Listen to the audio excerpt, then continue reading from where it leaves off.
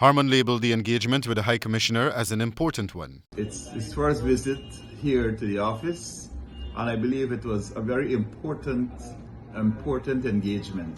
He posited that it was important that the High Commissioner understood how the support base of the APNU-AFC coalition feels, as well as to capture the opposition's version of events and vision for the country. In analysing the need for dialogue among parties, Harmon said that over the past 15 years or so, the issue of a one-seat majority as it relates to the legislative arm of government has always existed.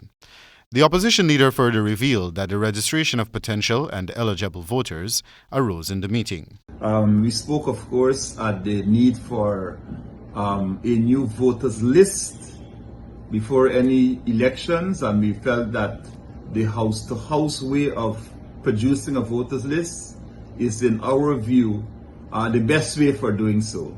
While expressing the view that constitutional reform ought to occur at the grassroots level, Harmon stated that the Constitution should be explained to each citizen, as well as the need for constitutional reform. The opposition leader said that the arbitrary dismissal of several persons from the public service by the current regime also came up for discussion during the meeting, where he proffered the view that without constructive engagement between the two main political parties, the country would fail to realize its main economic potential, while also referencing a widening of the gap between the haves and have-nots.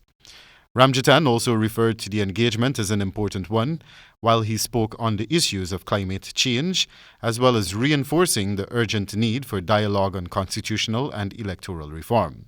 He mentioned that the Henry Boys and Harish Singh murders also came up for discussion. We also made mention of certain other issues, like about what's happening with the Guyana police force, the deaths of Harish Singh and the Isaiah Henry Boys, and a number of other issues, the minutiae of which I do not want to go into here. Ramjattan highlighted that dialogue and consultation between the opposition and members of the diplomatic corps will continue. We are going to have a continuing set of dialogue with Canada. Canada has always been a very close friend of Guyana and CARICOM, and especially with the last government too, APNU-AFC coalition government. Wendell Badrie, HGP Nightly News.